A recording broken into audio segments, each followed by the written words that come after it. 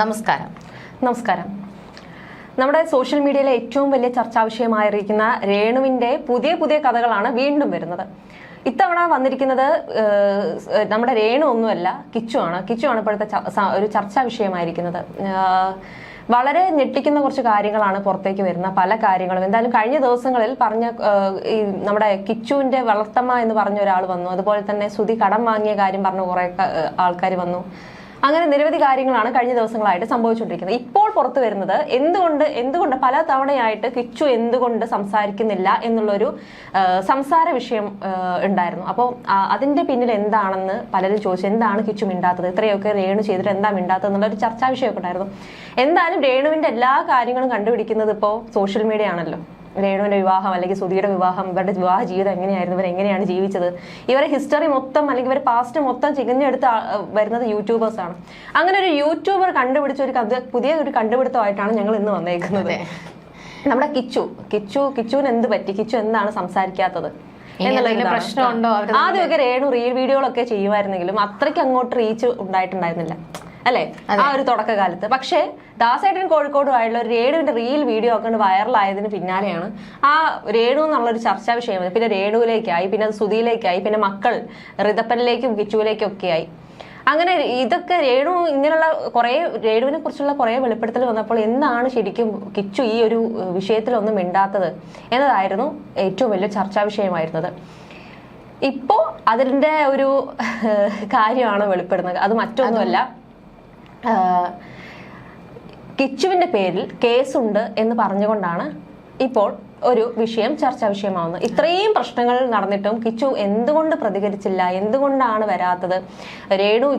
രേണു ഒരാളുടെ കൂടെ മറ്റേ ഇങ്ങനെ റീൽ ചെയ്യുന്നു, അങ്ങനെ റീൽ ചെയ്യുന്നു എന്നുള്ള പ്രശ്നമൊക്കെ ഉണ്ടായിരുന്നു. അപ്പോൾ എന്തുകൊണ്ട് കിച്ചു മിണ്ടിയില്ല? പറയേണ്ട സ്ഥലത്ത് പോലും കിച്ചു പറയുന്നില്ല. അത് മാത്രമല്ല, അമ്മയല്ലേ, വളർത്തമ്മയാണെങ്കിലും അമ്മയല്ലേ, ഒരു കുടുംബത്തിന് ഇങ്ങനെയൊക്കെയാണ് പ്രശ്നങ്ങളൊക്കെ ആണെന്നൊക്കെയാണ് നമ്മുടെ ആരോപണങ്ങൾ വരുന്നത്. ഞങ്ങൾ വിമർശിക്കുന്നതല്ല, ആരോപണങ്ങൾ വരുന്നത് അങ്ങനെയാണ്. കാരണം നമ്മൾ വിമർശിക്കാത്തതിന് ഒരു കാരണം എന്ന് പറയുമ്പോൾ നമ്മൾ നേരത്തെ പറഞ്ഞിട്ടുള്ള നമ്മുടെ ഒരു നിലപാട് പറഞ്ഞിട്ടുണ്ട്. ഒരു സ്ത്രീയാണ്, അവരൊരു വിധവയാണെന്ന് വെച്ചിട്ട് വീട്ടിൽ അടഞ്ഞു കൂടണം എന്നില്ല. പിന്നെ നമ്മുടെ ഒരു പാസ്റ്റ് ഒരു സോഷ്യൽ മീഡിയക്കോ ഒരു യൂട്യൂബർക്കോ മറ്റൊരാളെ പാസ്റ്റ് ചികഞ്ഞു പോയി അവരെ നാറ്റിക്കാനുള്ള ഒരു അവകാശവും ഇല്ല. പക്ഷെ നടന്നുകൊണ്ടിരിക്കുന്നത് അതൊക്കെ തന്നെയാണ്. അപ്പോൾ ഇപ്പോ അത് നേരത്തേക്കാണെങ്കിൽ പാവം രേണു എന്നൊക്കെയാ പറയുന്നത്. കാരണം സുധി മരിച്ച സമയത്ത് അങ്ങനെയാണെങ്കിലും സുധി മരിച്ചതിന് ശേഷം പാവമല്ല, ഇപ്പൊ ഏറ്റവും വലിയ ദുഷ്ടത്തിൽ രേണു. പാവത്തിന് വരെ ഇപ്പൊ വേറെ വേർഡ് ചേർത്തിട്ടാണ് ഇപ്പൊ ഓരോരുത്തരും പാവത്തിന്റെ മുന്നിലാണ് വേർഡ് ചേർത്തത്. എന്തായാലും ഇപ്പോ കിച്ചുവിന്റെ കാര്യത്തിൽ പറയുന്നത് യൂട്യൂബർ ഷഫീന ബേബിയാണ് തന്റെ യൂട്യൂബ് ചാനലിലൂടെ ഇത്തരത്തിലൊരു കിച്ചുവിന് കേസുണ്ട് എന്നുള്ള ഒരു തരത്തിലുള്ള വാർത്ത പുറത്തുവിട്ട് മദ്യപിച്ച് വണ്ടി ഓടിച്ചതിന് കിച്ചുവിന്റെ പേരിൽ കേസുണ്ടെന്നാണ് ഷഫീന ബേബി പറയുന്നത്. ഇല്ല എന്ന് പറയരുതെന്ന് പ്രത്യേകിച്ചാണ് പറയുന്നത്. കാരണം എന്റെ കയ്യിൽ തെളിവുകളുണ്ട്, തെളിവ് വെച്ചിട്ടാണ് ഞാൻ ഈ സംസാരിക്കുന്നത് എന്നുകൂടി ഷഫീന ബീവി പറയുന്നുണ്ട്. അപ്പൊ ഇങ്ങനെ ഒരുപാട് കേസുകളുണ്ട്. അപ്പം അമ്മയ്ക്കെതിരെ സംസാരിച്ചു കഴിഞ്ഞാൽ, ഇപ്പൊ രേണു ഇങ്ങനെയൊക്കെ ചെയ്യുമ്പോൾ അമ്മ അങ്ങനെ ചെയ്യാൻ പാടില്ല, അമ്മ ഇങ്ങനെ ചെയ്യാൻ പാടില്ല എന്നൊക്കെ പറഞ്ഞു കഴിഞ്ഞാൽ സ്വാഭാവികമായിട്ടും നിനക്ക് എതിരെയുള്ള ഈ കേസിന്റെ കാര്യങ്ങൾ ഡീറ്റെയിൽസ് ഒക്കെ ഞാൻ പുറത്തു വിടും എന്ന ഒരു പേടി കിച്ചുവിനുണ്ട്. അതുകൊണ്ട് തന്നെയാണ് കിച്ചു ഇപ്പൊ മൗനം പാലിച്ചു നിൽക്കുന്നത് എന്നാണ് ഷഫീന ബീവി പറയുന്നത്. കേസുകളുടെ ഒരു വിവരം രേണു പുറത്തു വിടും എന്നുള്ള ഒരു പേടി കൊണ്ടാണ് പയ്യൻ അവള് പറയുന്ന എല്ലാ തോന്നിവാസവും മൗനം സമ്മതം എന്നുള്ള രീതിയിൽ പോകുന്നതെന്നാണ് പറയുന്നത്. പിന്നെ ആ പ്രതീഷിന്റെ ഒപ്പമുള്ള അവളുടെ പോക്കിർത്തരങ്ങൾ നിങ്ങൾ കണ്ടതാണ് എന്ന് ചോദിക്കുന്നുണ്ട്. എന്ത് പോക്കിരത്തിനാണ് ഒരു സിനിമ? അങ്ങനെയാണെങ്കിൽ നിങ്ങൾ സിനിമകളൊന്നും കാണാറില്ലേ? അല്ല, ഇതിനപ്പുറം ഇപ്പൊ വിവാഹം കഴിച്ചവരും അല്ലാതെ വിവാഹം കഴിഞ്ഞ് ഭർത്താവ് മരിച്ചിട്ടും അഭിനയിക്കുന്നവരൊക്കെ ഉണ്ട്. അപ്പൊ അവര് കാണിക്കുന്നത് ഒന്നും ഒരു കുഴപ്പമല്ല. രേണു കാണിച്ചത് പോക്കിരത്തം. രേണുവിന്റെ ഇപ്പൊ അയൽവക്കക്കാര് പറയുന്നത് പോലും അത് എന്താണ്, രേണു പെട്ടെന്ന് നമ്മുടെ അടുത്തുണ്ടായ ഒന്നും അല്ലാതിരുന്ന ഒരാള് പെട്ടെന്ന് ഉയർന്നു വന്നപ്പോഴുള്ള പ്രശ്നം കൊണ്ടായിരിക്കാം എന്തോ വലിയ പ്രശ്നമായി മാറിയിട്ടുണ്ട്. എന്തായാലും ഒന്നും മിണ്ടാതെ കിച്ചു നിൽക്കുകയാണെന്നാണ് അവർ പറയുന്നത്. പിന്നെ ഇത് ബാധിക്കപ്പെടുന്നത് രേണുവിനെയോ അല്ലെങ്കിൽ ഋതപ്പനെയോ മാത്രമല്ല, കിച്ചുവിനെ ഏറ്റവും കൂടുതൽ ബാധിക്കുമെന്നാണ് അവർ പറയുന്നത്. സുധിയെ ബാധിക്കും. സുധിയെ ബാധിക്കും. പിന്നെ പക്ഷെ ഈ ഒരു പല കാര്യങ്ങളും കിച്ചുവിന് ചോദിക്കാനുള്ള ഒരു വോയിസ് ഇല്ല.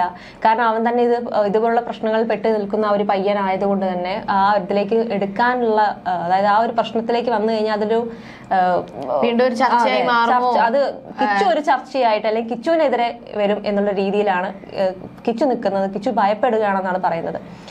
പക്ഷേ ഈ ഒരു കേസൊക്കെ ഉണ്ടെന്ന് പറയുമ്പോൾ ആ ഒരു കുട്ടിയുടെ ഏജിനെ കുറിച്ചും ഒരു വയസ്സിനെ കുറിച്ചും അവർ പറയുന്നുണ്ട്. അതെ, ആ കുട്ടിയെ കുറ്റപ്പെടുത്താൻ പറ്റില്ല. അമ്മ അച്ഛനെ ഉപേക്ഷിച്ച് ഒരുത്തന്റെ കൂടെ പോയി, തന്ത ഒരു കല്യാണം കഴിച്ചു, പിന്നെയും കല്യാണം കഴിച്ചു, അതിനെ കളഞ്ഞ് അടുത്തതിന്റെ കൂടെ പോയി എന്നാണ് ഇവർ യൂട്യൂബിലൂടെ ഇരുന്ന് സംസാരിക്കുന്നത്. ഇത് കറക്റ്റ് ഇവർ പറഞ്ഞ ലാംഗ്വേജ് ആണ്, ഇവർ പറഞ്ഞ ഒരു രീതിയാണ് ഞാൻ നിങ്ങളുടെ അടുത്ത് പറഞ്ഞത്. തന്ത ഒരു കല്യാണം കഴിച്ചു, പിന്നെയും കല്യാണം കഴിച്ചു, അതിനെ കളഞ്ഞ് അടുത്തതിന്റെ കൂടെ പോയി.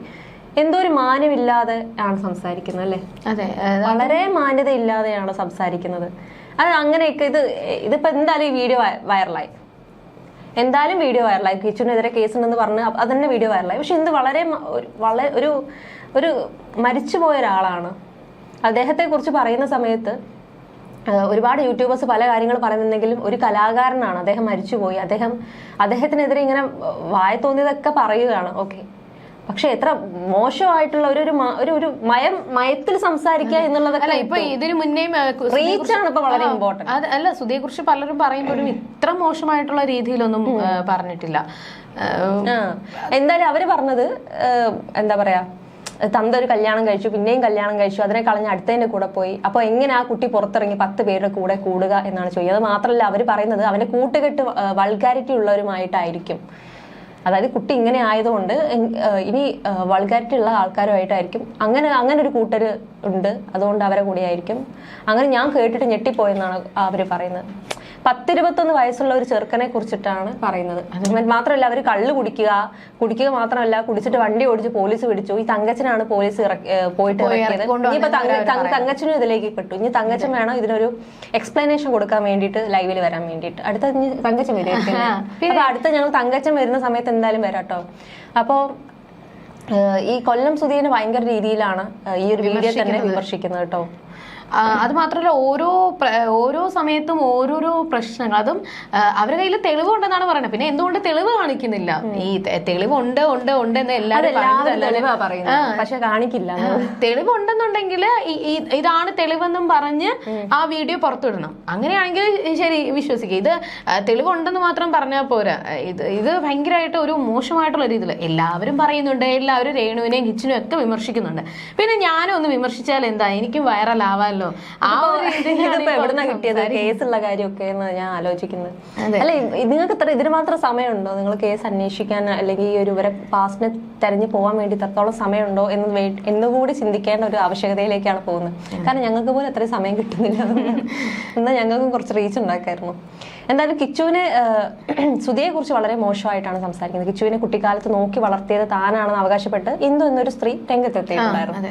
അപ്പൊ കിച്ചുവിനെ കുട്ടിക്കാലത്ത് നോക്കി വളർത്തിയത് താനാണെന്ന് അവകാശപ്പെട്ടുകൊണ്ട് ഇന്ദു തിരുവല്ല എന്ന് പറയുന്ന ഒരു സ്ത്രീയാണ് എത്തിയിരുന്നത്. അപ്പൊ കൊല്ലം സുധിയുടെ ജീവിതത്തിൽ ഇങ്ങനെ സംഭവിച്ചു, കുഞ്ഞിനൊന്ന് നോക്കാമോ എന്നൊക്കെ ചോദിച്ചിട്ടാണ് ഇന്ദു വന്നത്. അതും സുഹൃത്താണ് തന്നോട് വന്ന് ചോദിച്ചത്. ആ സമയത്ത് ശരി, എനിക്ക് കുഴപ്പമൊന്നുമില്ല, ഞാൻ നോക്കാം. കാരണം ഇന്ദുവിന് അച്ഛനോ അമ്മയോ അങ്ങനെയൊന്നുമില്ല.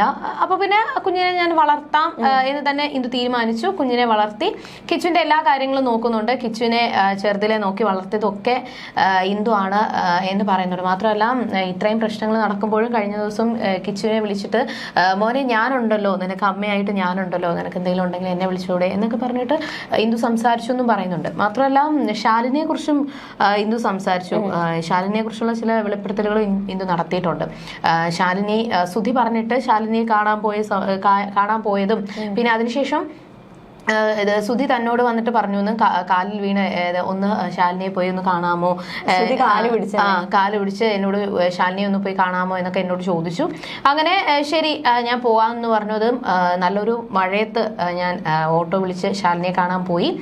അപ്പോൾ അവർ ശാലിനിയെ കുറിച്ച് വർണ്ണിക്കുകയും ചെയ്യുന്നുണ്ട്. നല്ല സുന്ദരി, നല്ല വെളുത്ത ഒരു നീളമുള്ള ഒരു പെൺകുട്ടിയാണെന്നൊക്കെ പറഞ്ഞിട്ട് വർണ്ണിക്കുകയും ചെയ്യുന്നുണ്ട്. അതിനുശേഷമാണ് ശാലിനിയെ കണ്ടു. സുധിയെ കുറിച്ച് സംസാരിച്ചപ്പോൾ അവർ സംസാരിക്കാൻ കൂട്ടാക്കിയില്ല. എനിക്ക് താല്പര്യമില്ല, എനിക്ക് കേൾക്കണ്ട എന്ന് തന്നെ പറഞ്ഞുകൊണ്ടിരുന്നു. പക്ഷെ കുറേ വട്ടം ആവർത്തിച്ച് പറഞ്ഞിട്ടും എനിക്കൊന്നും കേൾക്കണ്ട, എന്നെക്കുറിച്ചോ അല്ലെങ്കിൽ വേറെ എന്തെങ്കിലും കാര്യങ്ങൾ എന്നോട് ചോദിക്കാനുണ്ടെങ്കിൽ ചേച്ചി ചോദിക്കുക, അല്ലാതെ എനിക്ക് സുധിയെ കുറിച്ച് അറിയണ്ട എന്നാണ് ശാലിനി പറഞ്ഞതെന്നാണ് എന്ത് പറയുന്നത് പിന്നെ ചേച്ചിക്ക് വേറൊന്നും പറയാനില്ല എന്നുണ്ടെങ്കിൽ ഇവിടുന്ന് പൊക്കോളൂ എന്ന് പറഞ്ഞു. പിന്നെ ഫോൺ നമ്പർ വാങ്ങിച്ചു. അങ്ങനെ ഫോൺ വിളിച്ചു, സംസാരിച്ചു. അങ്ങനെ കുറേ നേരം. അപ്പോൾ ഈ സമയത്തും കിച്ചുവിനെ കുറിച്ച് ഞാൻ പറയുന്നുണ്ടായിരുന്നു. കിച്ചു നീ ഒരു അമ്മയാണ്, കിച്ചു നിന്റെ മകനാണ്, നീ ഇങ്ങനെ കാണിക്കാമോ എന്നൊക്കെ പറഞ്ഞപ്പോഴും അവർ പറഞ്ഞത്, ശാലിനി പറഞ്ഞത്, കിച്ചു എന്റെ മകൻ മാത്രമല്ല സുധിയുടെ മകനും കൂടിയാണ് എന്നാണ്. അതായത് അമ്മയ്ക്ക് യാതൊരു ഉത്തരവാദിത്വം ഇല്ല എന്ന് പറഞ്ഞിട്ട് തന്നെയാണ്. അത് മാത്രമല്ല ഇന്ദു വേറൊരു കാര്യം കൂടി പറഞ്ഞു. ഞാനിപ്പോൾ സന്തോഷത്തോടു കൂടി ജീവിക്കുകയാണ്, ഞാനൊരു ഡാൻസുകാരനൊപ്പം പോയിരിക്കുവാണ് എന്നൊക്കെ പറഞ്ഞിട്ട് ശാലിനി സംസാരിച്ചു എന്നും പറയുന്നുണ്ട്. അതായത് കിച്ചു ഞാൻ മാത്രമല്ല കിച്ചുവിന്റെ അമ്മ, സുധിയും കൂടിയാണ്. അപ്പൊ സുധി നോക്കട്ടെ സത്യം പറഞ്ഞു കഴിഞ്ഞാൽ ഇതൊക്കെ ഓരോരുത്തരുടെ ജീവിതം പല രീതികളാണ്. ദൈവം എന്താണോ വിധിച്ചിട്ടുള്ളത് അതാണ് ജീവിതത്തിൽ നടക്കുന്നത്. അതുപോലെ 1 കെട്ടി 2 കെട്ടി 3 കെട്ടി എന്നൊക്കെ പറഞ്ഞ് ഒരു മനുഷ്യൻ പോകുന്ന ഓരോ വഴികളാണ്. ചിലപ്പോൾ ഒരു മകനെ വെച്ച് സുധി എന്തൊക്കെ ചെയ്തു എന്നുള്ളത് സുധി പല വേദികളിൽ വ്യക്തമാക്കിയതാണ്. അപ്പൊ എന്തുകൊണ്ടോ ആദ്യ ഭാര്യ അങ്ങനെ ചെയ്തപ്പോൾ കാല് പിടിച്ച ആളാണ്, പോലീസ് സ്റ്റേഷനിൽ വെച്ച് കാല് പിടിച്ച ആളാണ് സുധി. അതിനുശേഷം രണ്ടാം ഭാര്യ മകനെ എങ്ങനെ ട്രീറ്റ് ചെയ്തെന്ന് ഒന്നും നമുക്കറിയില്ല. അവർ പറഞ്ഞ കാര്യങ്ങളെ അറിയുള്ളൂ. അത് സുധി മരിച്ചതിന് ശേഷം മാത്രമാണ് രംഗത്ത് വന്നത്. അപ്പൊ അതിൽ എത്രത്തോളം സത്യം ഉണ്ടെന്ന് നമുക്കല്ല. ഒന്നാമത് രേണുവിനെ നമുക്ക് കണ്ടെടുത്താൽ കണ്ടുകൂടാ. അതുകൊണ്ട് രേണു പറയുന്നത് നമ്മൾ എന്തായാലും കേൾക്കില്ല.